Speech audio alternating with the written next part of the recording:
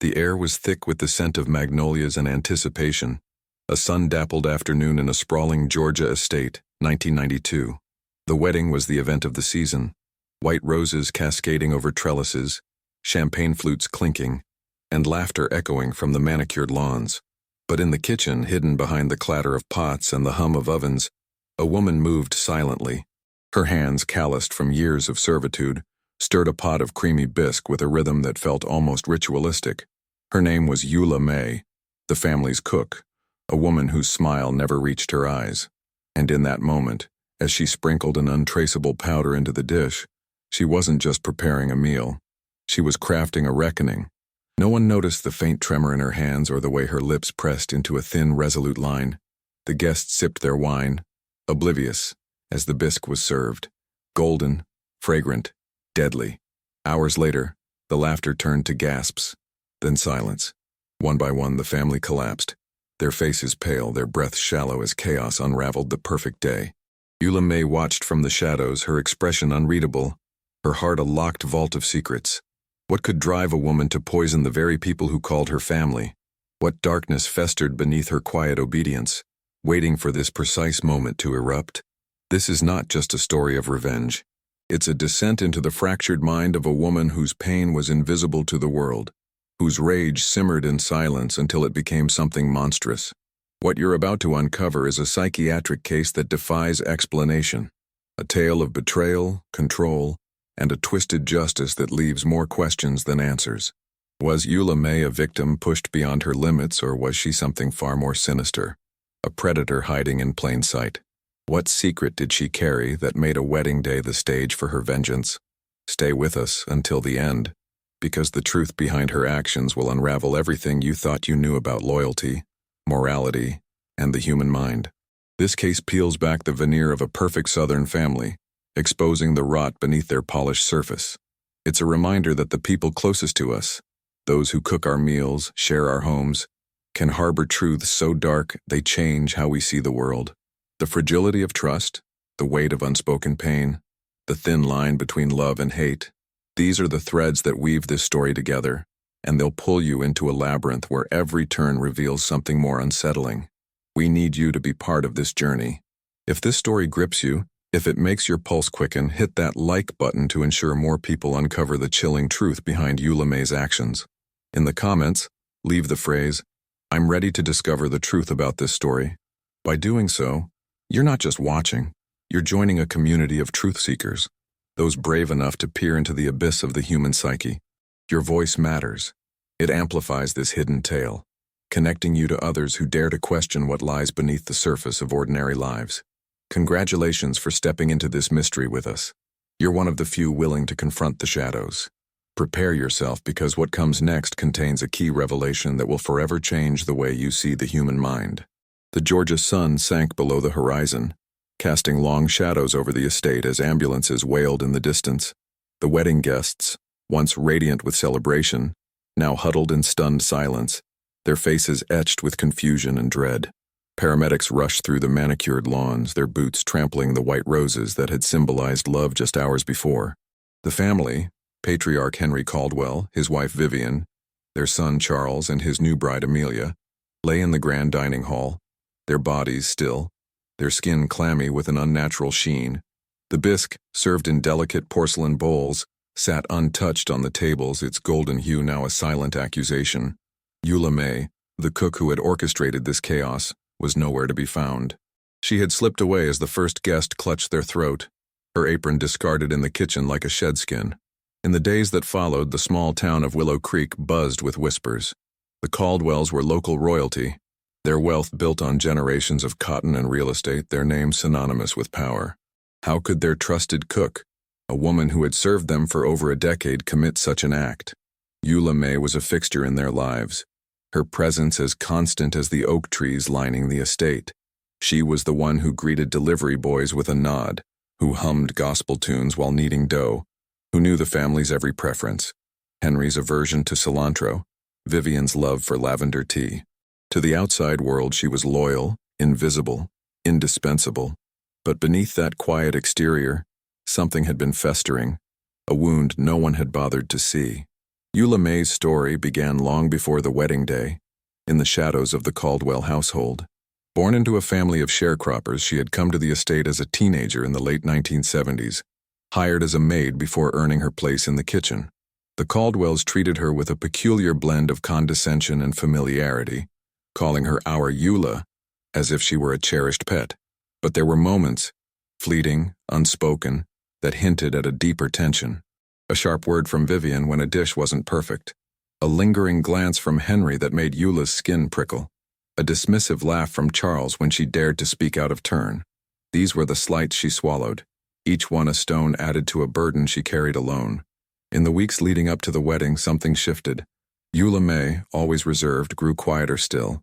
The kitchen staff noticed her staring into space, her hands pausing mid-task as if listening to a voice only she could hear. She began keeping a small notebook, its pages filled with cryptic scribbles no one dared to read. When asked, she'd smile and say, "Just recipes, sugar." But her eyes told a different story, distant, calculating, as if she were solving a puzzle no one else could see. The wedding was to be her masterpiece, she'd said once, a rare moment of pride in her voice. The Caldwells had entrusted her with the menu, a chance to prove her worth. But what they didn't know was that Eula May was planning something far beyond a meal. The police combing through the estate after the poisoning found no trace of her. Her small room above the kitchen was eerily tidy, bed made, clothes folded as if she'd never planned to return. The only clue was a single photograph tucked under her pillow. Eula May, younger, smiling beside a woman who bore a striking resemblance to her, their arms linked in a moment of unguarded joy. On the back in faded ink were the words, "Mama, 1975. Never forget." Who was this woman? And what did Eula May refuse to forget? The townsfolk speculated wildly. Some called her a scorned servant, others a witch weaving curses. But those who knew her best, the maids who shared her late-night coffee, whispered of a deeper pain, a betrayal that had carved itself into her soul. As investigators began to piece together the case, they uncovered a troubling detail. The poison used wasn't common. It was a rare compound, odorless, tasteless, and nearly undetectable, requiring knowledge far beyond a country cook's expertise. How had Eula May, a woman with no formal education, acquired it? And why had she chosen the wedding day, a moment of joy, to unleash her wrath? The answers lay buried in her past, in the years of silence she'd endured under the Caldwell's roof. Each slight, each demand, each moment of being unseen had built a pressure that finally cracked. But there was something else, something the police hadn't yet found. A secret Eula May had carried like a second heartbeat. The town's whispers grew louder, painting her as a monster, a betrayer. Yet those who'd seen her in the kitchen, her hands steady as she stirred, wondered if she was something else entirely. A woman who'd found a way to reclaim her voice in a world that had tried to silence her. What had the Caldwells done to her, knowingly or not, to ignite such a calculated act? And what did that photograph mean, tucked away like a talisman? The truth was out there, waiting to be uncovered, but it would require peeling back layers of deception, both Eula May's and the families she served. The investigation into the Caldwell poisoning deepened as Willow Creek grappled with the shock of Eula May's disappearance. The police, combing through her sparse belongings, fixated on the photograph found under her pillow. The woman beside Eula May, labeled simply Mama, 1975, stared out with eyes that mirrored her daughter's, steady, unyielding, yet heavy with unspoken grief. Detectives traced the image to a long-abandoned sharecropper's cabin on the edge of the Caldwell estate, a place where Eula May's mother, Clara, had lived until her death in 1976. The cabin, now overgrown with kudzu, held no answers, only memories of a life erased. But for Eula May, that photograph was a tether to a past that refused to stay buried, a spark that had ignited her silent rebellion. Clara had been like Eula May, quiet, diligent, a woman who moved through the world without drawing attention. She'd worked for the Caldwells in the 1960s and 70s, scrubbing floors and tending to the family's every whim. The townsfolk remembered her as kind but distant, her smile a mask that hid something heavier. Eula May, barely a teenager when Clara died, had inherited her mother's role in the Caldwell household, stepping into her apron as if it were a family curse. But there were whispers even back then about Clara's final days. A sudden illness, the doctor had said, though no one could explain why a healthy woman of 42 had withered so quickly. Some said it was heartbreak. Others, something darker. Eula May, only 16, had stood at her mother's grave, her face unreadable, as Henry Caldwell offered hollow condolences. The police interviewed the estate's remaining staff, hoping to unravel Eula May's motives. A groundskeeper, an older man named Amos who'd known her since she was a child, spoke hesitantly. "Eula wasn't always so quiet," he said, his voice low. "She used to laugh, sing with her mama in the kitchen, but after Clara passed, something in her broke. She'd look at the Caldwells like she was seeing ghosts." Amos recalled a moment years earlier, when Eula May, still a young maid, had overheard Henry and Vivian arguing in the study. The door was ajar, and Eula May froze, her hands clutching a tray. Henry's voice had been sharp, mentioning Clara's name with a venom that made Eula May flinch.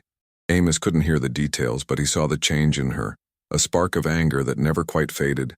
As detectives dug deeper, they uncovered a pattern in Eula May's behavior in the months before the wedding.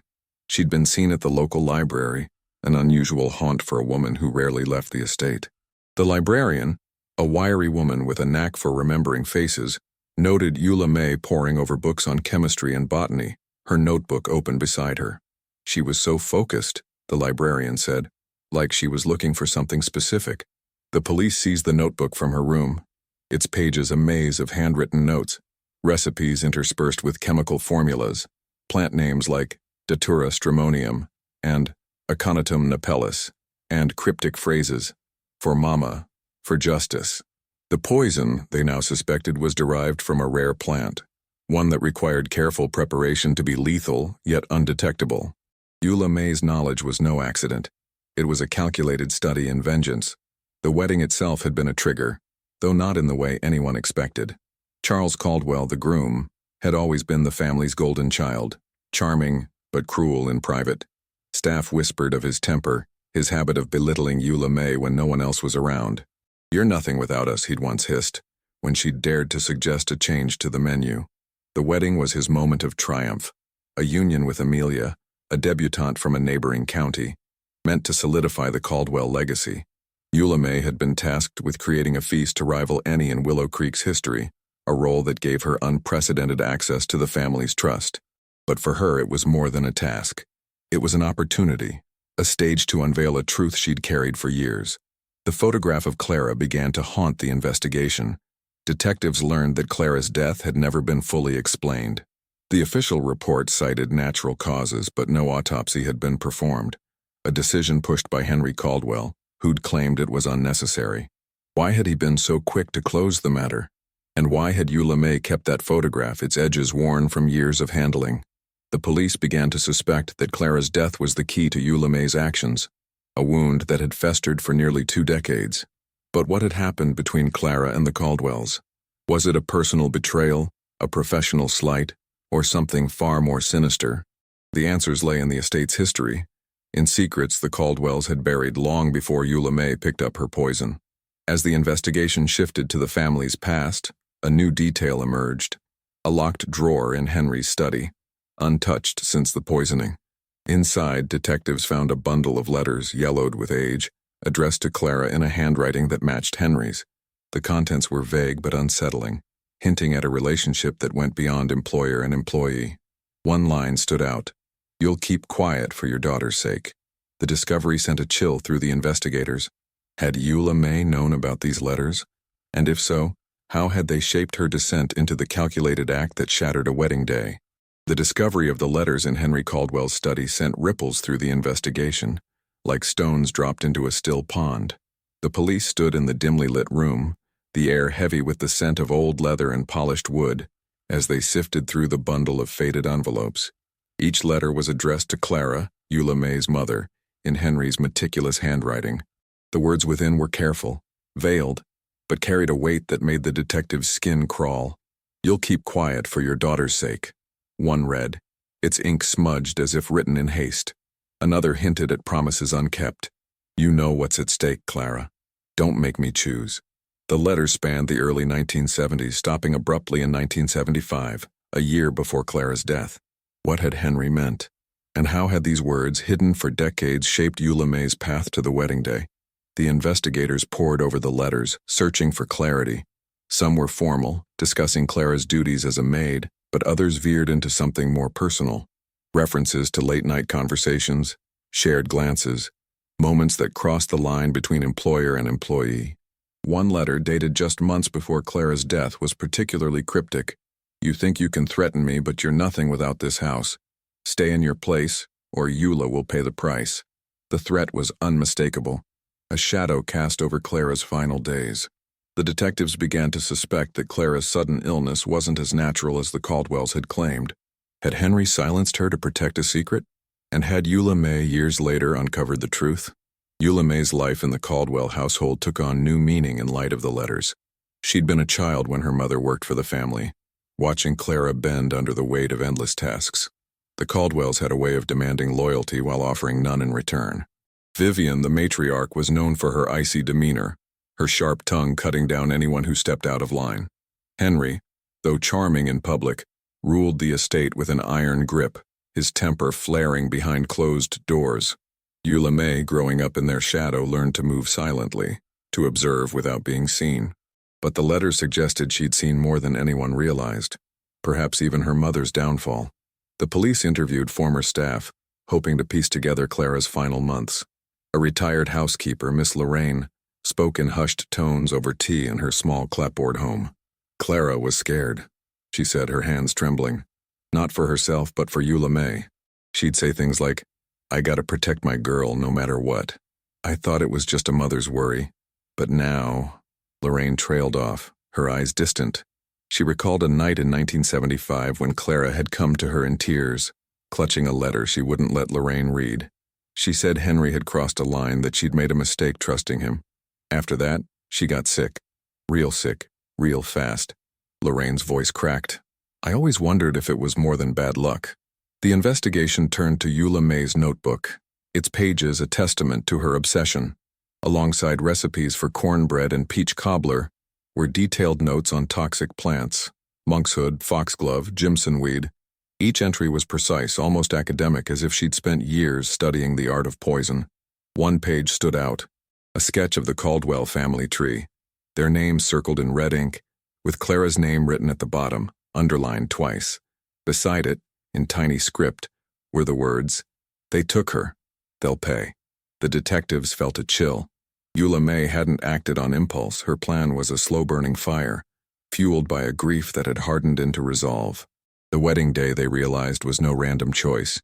It was a symbol of everything Eula May despised: the Caldwells' wealth, their arrogance, their ability to move through the world untouched by consequence. Charles, the groom, had been particularly cruel, his barbs aimed at Eula May's pride. "You're just the help," he'd sneered once, when she suggested a dish for the wedding menu. "Know your place." Those words, echoing her mother's fate, must have cut deeper than he knew. The bisque, served to every member of the family, was her response, a silent, lethal rebuke. But the letters raised a new question. Had Eula May known about Henry's threats to her mother? And if so, when had she found them? A breakthrough came when a detective noticed a faint burn mark on one of the letters, as if someone had held it too close to a flame. It triggered a memory from Amos, the groundskeeper, who recalled seeing Eula May in the garden late at night, months before the wedding. She'd been burning papers in a small fire, her face illuminated by the glow, her expression unreadable. "I thought she was just cleaning out old recipes," Amos said, "but she looked different, like she was letting something go." Had Eula May found the letters before the police did? Had they been the final spark that turned her grief into vengeance? The detectives knew they were close to uncovering her motive, but the truth remained just out of reach, hidden in the ashes of her past. The faint burn mark on Henry Caldwell's letter haunted the detectives, a whisper of Eula May's presence in a story that refused to fully reveal itself. The image of her standing in the garden, papers curling into ash under a moonlit sky, suggested she'd uncovered something devastating long before the police found the letters. The investigators returned to the Caldwell estate, their flashlights cutting through the dusk as they searched the garden for traces of that fire. Amid the overgrown rose bushes, they found a small patch of scorched earth, barely noticeable, with fragments of charred paper buried in the dirt. One scrap, miraculously intact, bore a single word in Eula May's handwriting: "Guilty." It was a clue, but also a taunt, a breadcrumb leading deeper into her fractured mind. Eula May's discovery of the letters likely happened months before the wedding, during a rare moment of solitude in Henry's study. The staff recalled her cleaning there late one evening, long after the family had retired. The study, with its heavy oak desk and shelves of leather-bound books, was Henry's sanctuary, a place where secrets were locked away. Eula May, dusting the desk, had noticed a drawer that wouldn't open. Her curiosity, usually buried under years of obedience, stirred. Using a hairpin, she'd pried it open, her heart pounding as she found the bundle of letters addressed to her mother. Each word she read was a wound reopened, a confirmation of the suspicions she'd carried since Clara's death. Henry's threats, his veiled promises, his insistence that Clara stay in her place. They painted a picture of a man who wielded power without mercy. The letters revealed a relationship that was both intimate and coercive. Clara, in her early years at the estate, had been more than a maid to Henry. The letters hinted at moments of vulnerability, late-night talks in the kitchen where Clara's warmth met Henry's calculated charm. But as the years passed, the tone shifted. Clara had wanted something, perhaps respect, perhaps freedom, and Henry had refused. His words grew sharp, warning her of consequences if she spoke out. The final letter, written weeks before Clara's death, was the most damning. "You think you can ruin me, but you'll destroy Eula May in the process. Choose wisely." Eula May, reading those words 16 years later, must have felt her mother's fear, her betrayal, as if it were her own. The police consulted a psychiatrist, Dr. Evelyn Hart, to understand Eula May's state of mind. Dr. Hart studied the notebook, the letters, and the accounts of Eula May's behavior. She was living with unresolved trauma, Hart explained. The loss of her mother, combined with years of subservience, created a pressure cooker. The letters were a catalyst confirming a truth she'd long suspected. The Caldwells had taken something irreplaceable from her. Hart noted Eula May's meticulous planning, the botanical research, the careful choice of poison, as evidence of a mind both brilliant and broken. She didn't just want revenge, Hart said. She wanted them to feel the helplessness she'd endured. The wedding planning had given Eula May the perfect cover. The Caldwells, distracted by guest lists and floral arrangements, paid little attention to her. She moved through the estate like a ghost, her notebook hidden in her apron, her thoughts consumed by the past. The staff noticed small changes, a new intensity in her eyes, a tendency to linger near Henry's study, but dismissed them as stress. Charles, the groom, was particularly dismissive, snapping at Eula May when she suggested a simpler menu. "You're here to serve, not think," he'd said, his words echoing Henry's letters to Clara. Each slight was a reminder of her mother's fate, a fuel for the fire she was stoking. The police uncovered another clue, a library receipt tucked into Eula May's notebook, dated 3 months before the wedding. It listed a book on toxicology, checked out under a false name. Eula May had been methodical, visiting the library in a neighboring town to avoid suspicion. She'd studied plants that could kill without a trace, learning to extract their toxins with the precision of a chemist. The poison she chose, derived from monkshood, was slow-acting, allowing her to serve the bisque and slip away before the first symptoms appeared. It was a plan born of patience, a mind that had spent years calculating the perfect moment to strike. But the letters raised a deeper question. What exactly had Clara threatened to expose? The police suspected it was more than a personal betrayal. Henry's wealth came from murky dealings, land acquisitions that displaced local families, business deals shrouded in secrecy. Clara, as a trusted maid, might have overheard something damning, something that threatened the Caldwell legacy. Her sudden illness, so convenient for Henry, now seemed like a shadow cast over Eula May's life. Had Eula May pieced together the truth? And if so, why had she waited so long to act? The answers lay in her silence, in the years she'd spent watching the Caldwells thrive while her mother's memory faded. As the investigation deepened, a new lead emerged. A witness, a former delivery boy, claimed to have seen Eula May at a bus station the night of the wedding, her face calm but resolute. She'd carried a small bag, and in her hand was a photograph, the same one found under her pillow. Where was she going? And what did she plan to do with the truth she'd uncovered? The detectives knew they were chasing a woman who was no longer just a cook, but a specter of vengeance driven by a past that refused to stay buried. The bus station in Willow Creek was a forgotten place, its flickering neon sign casting a sickly glow over cracked pavement and rusted benches.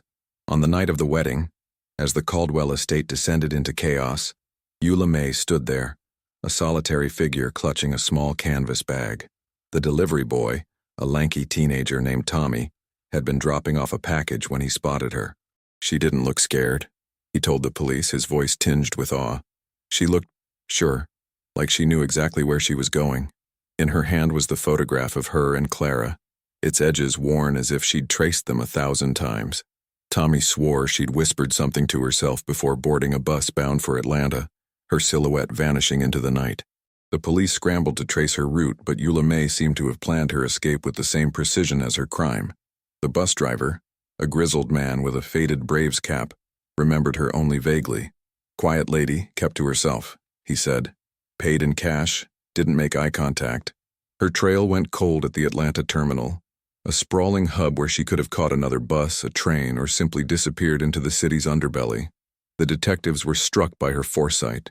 She'd left no fingerprints, no belongings, nothing to tether her to Willow Creek except the photograph and the devastation she'd wrought.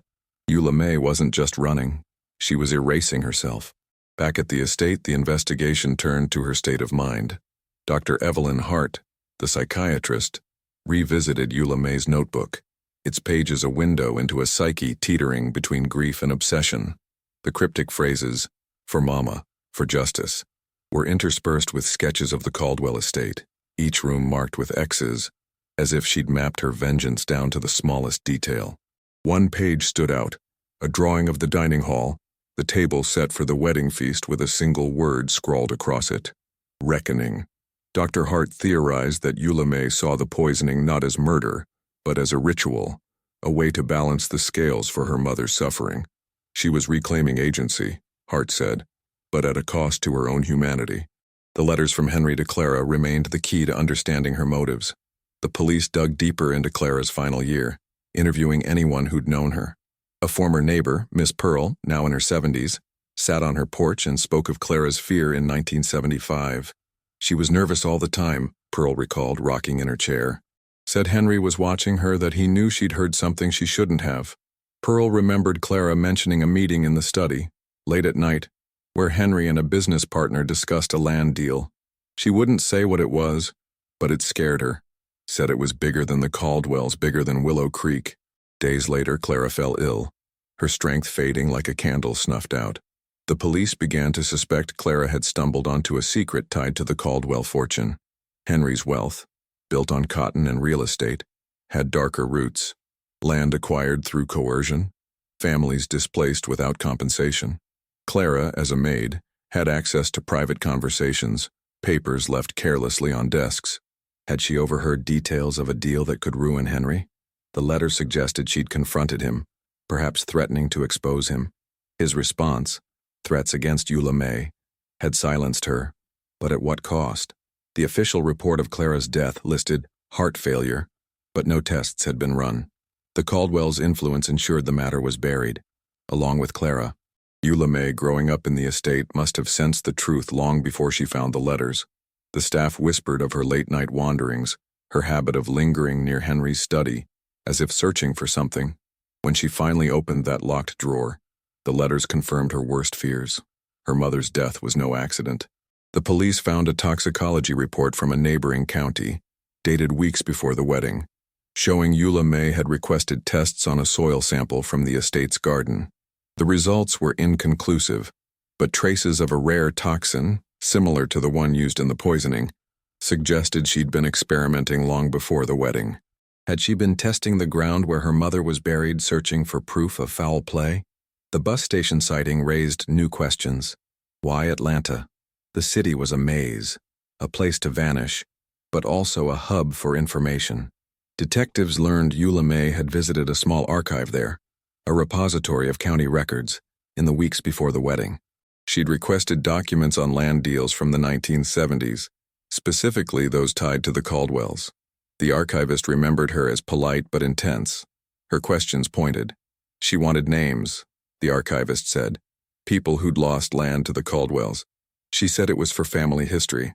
The police now wondered, Was Eula May seeking justice for more than just her mother? Was her revenge aimed at a larger legacy of greed? As the investigation widened, a new lead emerged. A pawnshop ticket found in Eula May's bag at the bus station slipped between the photograph's frame. It was for an item pawned in Atlanta, described only as a small metal box. What was inside it? And why had Eula May risked carrying it as she fled? The detectives knew they were closing in on a truth that could unravel not just her motives, but the Caldwell family's carefully guarded secrets. The pawnshop ticket, tucked behind the photograph of Eula May and her mother, was a faint thread in a tapestry of secrets. The Atlanta police, alerted by their Willow Creek counterparts, tracked it to a cluttered shop on the city's south side, where the air smelled of dust and desperation. The shop's owner, a wiry man with a smoker's rasp, remembered Eula May vividly. "She came in right after dusk," he said, squinting at the ticket. "Didn't haggle, just handed over a small metal box and took the cash." The box, he recalled, was old, its surface etched with faint initials, CL, and locked with a mechanism he couldn't open. Eula May had been calm, her eyes scanning the door as if expecting pursuit, before vanishing into the evening with her payment. The police retrieved the box, a heavy, tarnished thing no bigger than a cigar case, its lock rusted but intact. Forcing it open revealed a collection of papers, yellowed and brittle, along with a single vial of dried herbs, their scent faintly medicinal.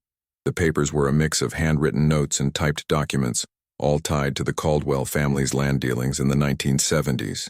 One was a contract dated 1974, transferring a large parcel of land from a local farmer, Jacob Ellis, to Henry Caldwell. The terms were predatory. Ellis had been paid a fraction of the land's value, forced out under threat of legal action. A note in Clara's handwriting, tucked between the pages, read, "He lied to them all. I saw the proof." The vial, analyzed later, contained traces of a toxin similar to the one used in the wedding poisoning. Was this Eula May's evidence? A piece of her mother's truth she'd carried to Atlanta? The discovery shifted the investigation's focus back to Clara's final days. The police revisited the sharecropper's cabin where she'd lived, now a crumbling relic overtaken by vines. Beneath a loose floorboard, they found a hidden compartment containing a single letter, unsent, addressed to a lawyer in Savannah. In it, Clara wrote of her fear. "Mr. Caldwell is not what he seems. He's taken land from good people and I know too much. If anything happens to me, look after my Eula." The letter was dated 2 weeks before her death, its edges stained as if Clara had clutched it in trembling hands. Had she planned to expose Henry's dealings? And had he ensured her silence, leaving Eula May to inherit her fight? Dr. Evelyn Hart, the psychiatrist, was brought back to analyze Eula May's actions in light of the box's contents. The box was her anchor, Hart said, her voice steady but grave. It wasn't just evidence. It was a physical piece of her mother's legacy, a reminder of the injustice she believed the Caldwells had committed. Hart pointed to Eula May's notebook, where a page listed names of families displaced by the Caldwells, each crossed out as if Eula had tracked them down. She wasn't just avenging Clara, Hart added. She was avenging a community, a history of exploitation she felt personally responsible for exposing. The wedding, with its display of wealth, had been the perfect stage for her statement. The police traced the land deal to Jacob Ellis, now an elderly man living in a trailer park outside Atlanta. He spoke bitterly of the Caldwells, his hands shaking as he described how Henry had pressured him to sell his farm. "Clara was there," he said, his eyes distant. "She heard Henry threaten me, said she'd testify if I fought back. But then she got sick, and I lost my nerve." Ellis's story suggested Clara had been a witness to Henry's coercion, a threat he couldn't ignore. Her illness, so sudden and unexplained, now seemed like a deliberate act to silence her. Eula May, finding the box years later, must have seen it as proof of her mother's murder, a truth she'd carried alone until the wedding day. The Atlanta archive, where Eula May had researched land deals, provided another clue. The archivist recalled her asking for records of other families who'd lost land to the Caldwells. One name kept surfacing, the Thompsons, a black family whose farm had been seized in 1973 under dubious circumstances. Eula May had spent hours copying documents, her face a mask of determination. The police found a Thompson family member, a woman named Ruth, who confirmed Clara's involvement. "She came to us after we lost the land," Ruth said. "Said she'd heard Henry bragging about it, said she'd help us get justice. But then she was gone. Ruth's voice broke. Eula May came to see me last year. Asked about Mama. I think she knew. The vial of herbs in the box suggested Eula May had been experimenting with poisons long before the wedding, perhaps testing them on the very soil where her mother was buried. The police now believed she'd used the box to preserve Clara's evidence, pawning it only when she needed cash to flee. But why leave it behind? Was it a final act of letting go, or a deliberate clue to ensure the Caldwell's secrets were exposed? The detectives felt the weight of her absence. She was out there, a shadow moving through the world, carrying a truth that could still unravel the Caldwell legacy. As they pieced together her motives, a new question emerged. Where was Eula May now? The bus station trail had gone cold, but a report surfaced of a woman matching her description at a small church in rural Georgia, days after the poisoning. She'd knelt at the altar, whispering prayers, a photograph clutched in her hands. Was she seeking forgiveness, or was she planning her next move? The detectives knew the box was only part of the story. Eula May's truth was still out there waiting to be found. The church was a weathered clapboard structure, tucked between Georgia pines, its steeple leaning slightly as if burdened by the secrets it held. Days after the Caldwell wedding turned to tragedy, a groundskeeper reported seeing a woman matching Eula May's description kneeling at the altar, her silhouette framed by the flicker of votive candles. She clutched a photograph, her lips moving in silent prayer, her face a mask of calm resolve. The groundskeeper, an elderly man named Silas, hesitated to approach her, sensing something sacred yet unsettling in her solitude. She wasn't crying, he told the police, his voice low, but she looked like she was carrying something heavy, something bigger than herself.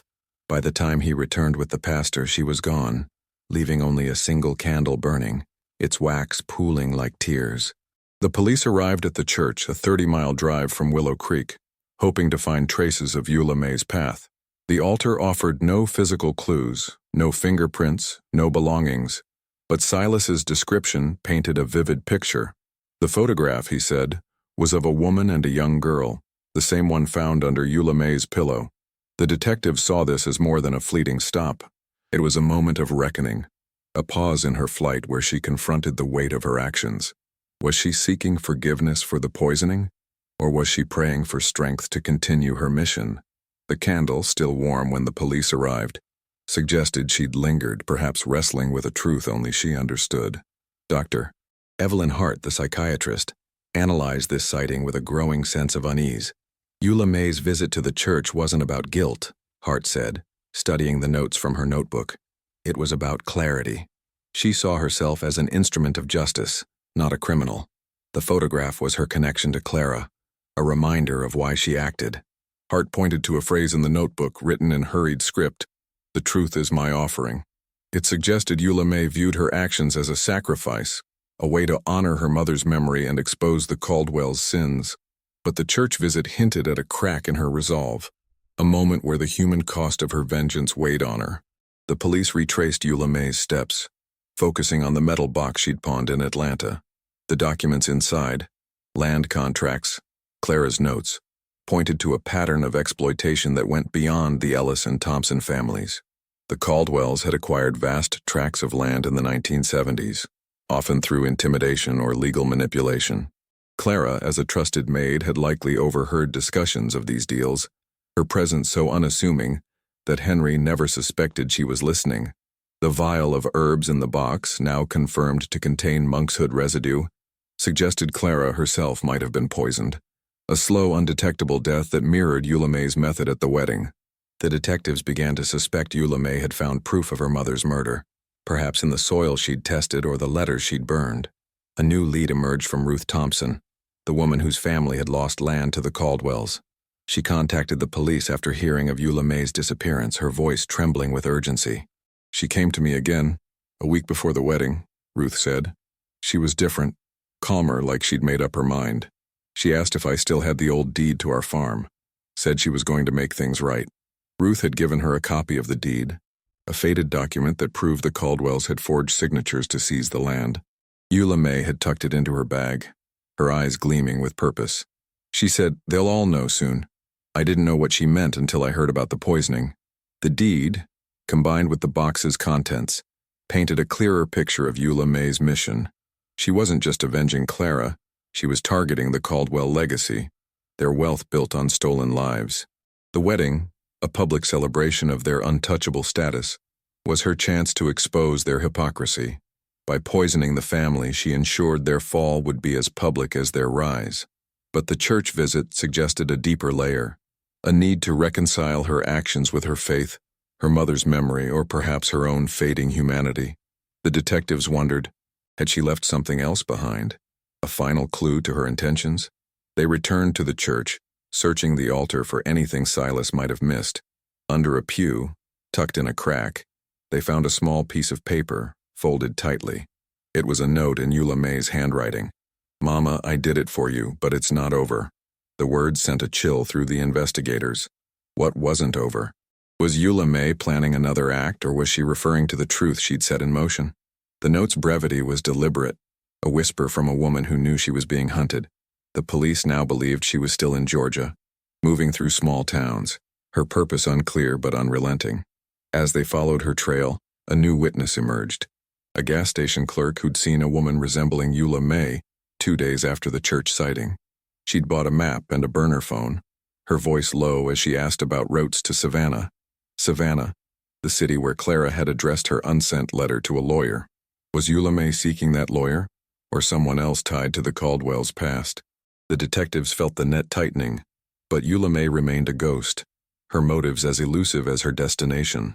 The gas station clerk's sighting sent the investigation racing toward Savannah, a city of cobblestone streets and shadowed history, where Eula May's trail burned faintly but persistently. The clerk, a young woman with a nervous habit of twisting her hair, described Eula May's visit in vivid detail. She was polite, but intense, she told the police, her eyes darting as if Eula May might reappear. Asked for a map of Savannah, said she needed to find an old address, kept touching a photo in her pocket.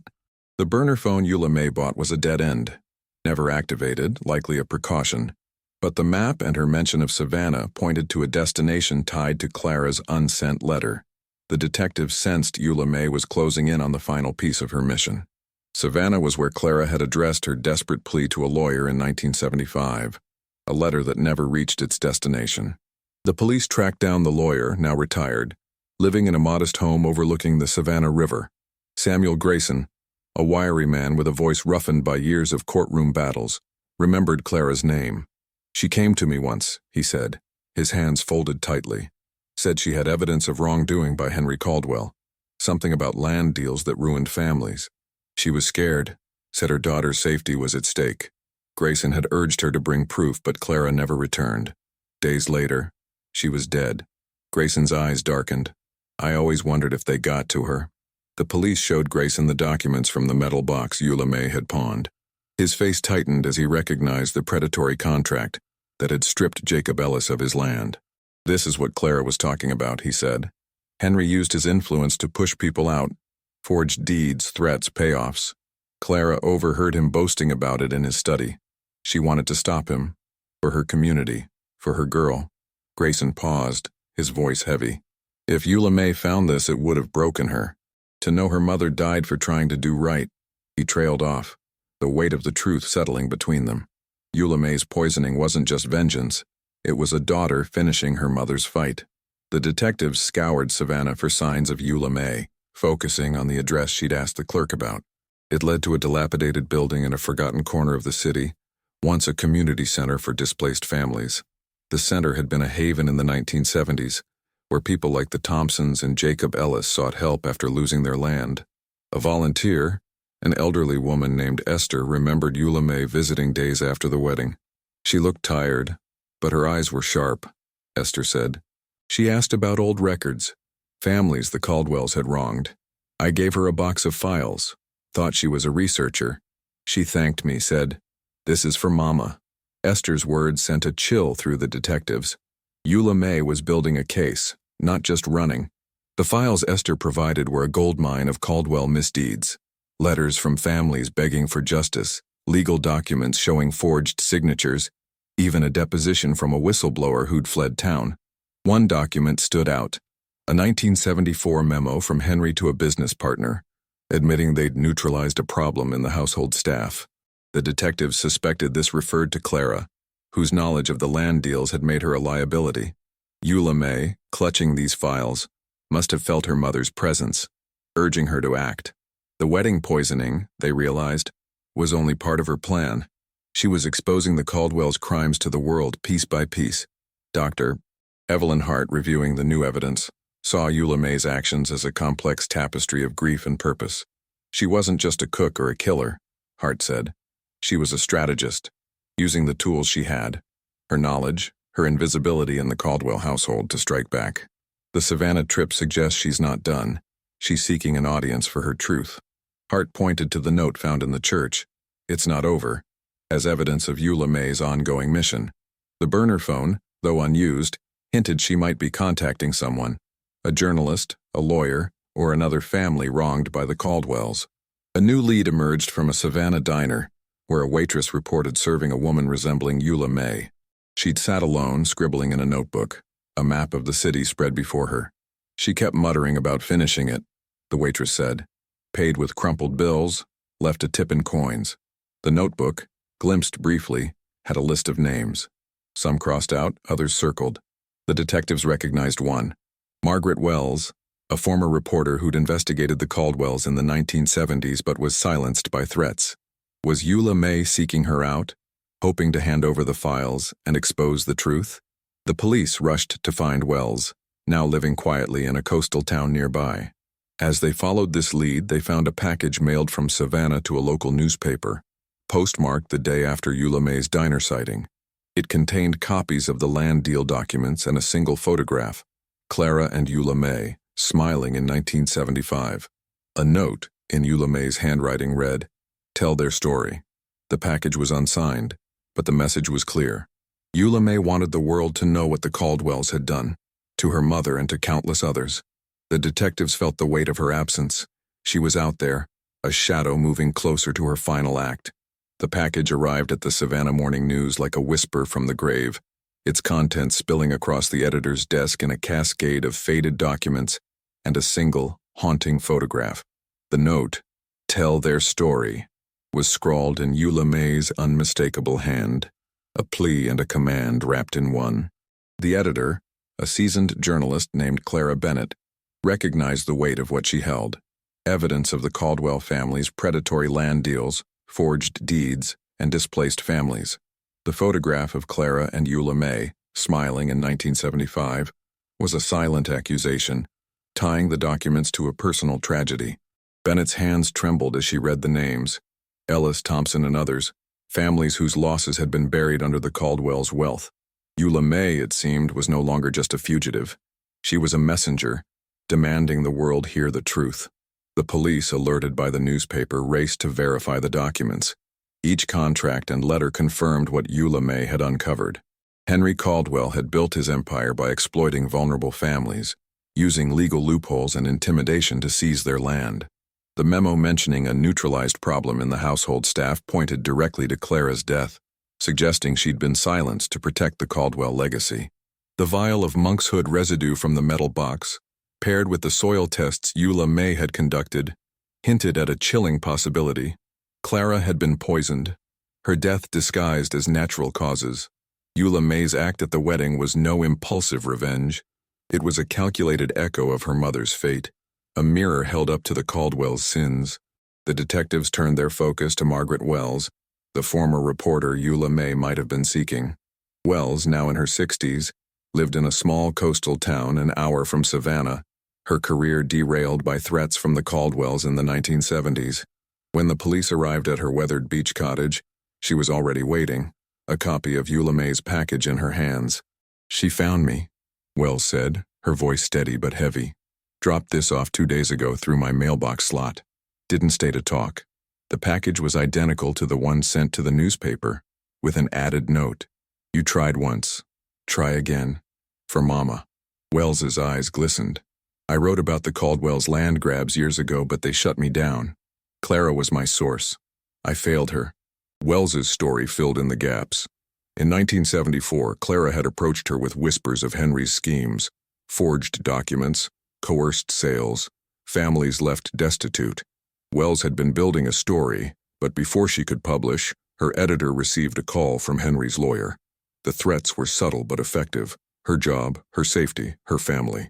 Wells backed off, and Clara died soon after. "I always suspected they got to her," Wells said, her voice breaking. "Eula May must have known I'd understand." The note's plea to try again was Eula May's challenge, a call to resurrect a truth buried for nearly 2 decades. Wells was already drafting an exposé, determined to honor Clara's memory. Dr. Evelyn Hart, the psychiatrist, analyzed Eula May's actions with a mix of awe and sorrow. "She's not just a killer," Hart said. "She's a storyteller, using the poisoning as the opening act and these documents as the climax. She wants the world to see the Caldwells for what they are." Hart pointed to the photograph's recurring presence, in Eula May's room, at the church, in the packages, as a symbol of her unbreakable bond with Clara. Every step she took was for her mother, but also for herself, reclaiming the voice they both lost. The packages suggested Eula May was done running. She was orchestrating a public reckoning, ensuring the Caldwells' downfall even if she was never caught. The police scoured the coastal town for signs of Eula May, but she remained elusive. A fisherman reported seeing a woman matching her description near the docks, staring out at the ocean, her bag slung over her shoulder. "She looked like she was waiting for something," he said. "Not scared, just ready." The detectives found a crumpled bus ticket near the docks, dated the day Wells received her package. It was for a one-way trip to Charleston, but no one matching Eula May's description had boarded. Was she still in Savannah, watching from the shadows as her truth took root? Or had she slipped away, her mission complete? The newspaper's impending story sent shockwaves through Willow Creek. Families who'd lost land to the Caldwells came forward, their voices amplifying Eula May's message. The Thompsons, Jacob Ellis, and others shared stories of coercion and loss, their pain echoing Clara's. The police, now under pressure, faced a dilemma. Eula May was a criminal, but her actions had exposed a greater crime. Her poisoning of the Caldwells, Henry, Vivian, Charles, and Amelia, was horrific, yet it had cracked open a legacy of greed. The detectives wondered if she'd planned this all along, using her own condemnation to illuminate the Caldwells' sins. As the investigation neared its climax, a final clue surfaced. A postcard, mailed from Charleston, addressed to Ruth Thompson. It bore no signature, only a simple message. "It's done. Rest now, Mama." The photograph of Clara and Eula May was tucked inside, its edges worn but intact. The police saw it as her farewell, a sign she'd completed her mission. But where was she now? And would she ever stop? Or was her justice a fire that would keep burning? The postcard from Charleston, with its simple message, "It's done. Rest now, Mama," was the last trace of Eula May, a final note in a symphony of grief and retribution. The photograph of her and Clara tucked inside felt like a closing chapter, yet the story lingered, heavy and unresolved. Eula May had vanished, a specter slipping through the cracks of a world that had failed her mother. The Savannah Morning News published Margaret Wells's exposé, laying bare the Caldwell family's legacy of greed, stolen land, broken families, and a maid silenced for knowing too much. The article named Clara as the whistleblower whose death had been buried, and Eula May as the daughter who'd forced the truth into the light. But the woman herself remained a shadow, her fate as elusive as the justice she sought. The investigation closed with more questions than answers. The police never found Eula May, though rumors swirled. A woman seen in a coastal church, a figure glimpsed on a midnight train, always clutching a photograph. Some called her a monster, a poisoner who'd shattered a family on their brightest day. Others saw her as a reckoning, a voice for the silenced. Her act a desperate cry against a system that protected the powerful. The Caldwells, Henry, Vivian, Charles, and Amelia, survived the poisoning, but their empire crumbled under the weight of public scrutiny. Families like the Thompsons and Jacob Ellis reclaimed their stories, their losses validated by Eula May's sacrifice. Yet the cost was undeniable. A woman lost to her own vengeance, her humanity frayed by years of invisible pain. Dr. Evelyn Hart, reflecting on the case, saw Eula May as a paradox, a mind both brilliant and broken. She turned her grief into a weapon, Hart said, but it consumed her as much as it destroyed the Caldwells. Her story asks us to look at the unseen, the people who serve, who listen, who carry burdens no one acknowledges. Eula May's notebook, her letters, her carefully planned poisoning, All were acts of defiance, a refusal to let her mother's death be forgotten. The photograph, carried from Willow Creek to Savannah to Charleston, was her talisman, a reminder of a love that fueled her rage. But what did it mean to win justice at such a cost? Was Eula May free, or was she forever bound to the shadows of her act? This story is a mirror, reflecting the fragility of trust, the weight of unspoken truths, and the thin line between victim and avenger. It forces us to question the human mind, how far it can bend before it breaks, how deeply loyalty can curdle into betrayal. Eula May's life was shaped by a world that saw her as less, yet she turned that invisibility into power, exposing secrets that had festered for decades. Her story reminds us that the quiet ones, the ones who move through our lives unnoticed, may carry the heaviest truths. It challenges us to look closer, to ask who we've overlooked, and to wonder what lies beneath the surface of our own safe worlds. You've made it to the end of this haunting journey, and for that, you're part of a rare group. Those who dare to peer into the abyss of the human psyche and seek the truth within. Eula May's story isn't just a tale of revenge. It's a call to listen, to see, to question the stories we're told. In the comments below, share the phrase, "This story changed my way of seeing the human mind." By doing so, you mark yourself as one of the committed, a seeker of hidden truths, who understands the power of a single voice. Your words will connect you to others who feel the weight of this tale, building a community that refuses to let stories like Clara's and Eula May's fade. This video is a spark in the darkness, illuminating what no one dares to tell. Share it with others. Let it spread like wildfire through the shadows, so more can uncover the chilling truth of Eula May's vengeance. Your share ensures that the silenced are heard, that the Caldwell's secrets don't die in obscurity. Subscribe to this channel. Become part of a legion that chases the inexplicable, where every story is a door to the unknown. Like a moth drawn to a flame, let your curiosity pull you deeper into these mysteries. Keep watching, keep questioning, because the next truth we uncover might be even darker, waiting just beyond the light. Thank you for walking this path with us. Eula May's story is a reminder that the human mind is a labyrinth, full of corners where pain and purpose collide. Stay with us, and together, we'll keep searching for the truths that lurk in the shadows.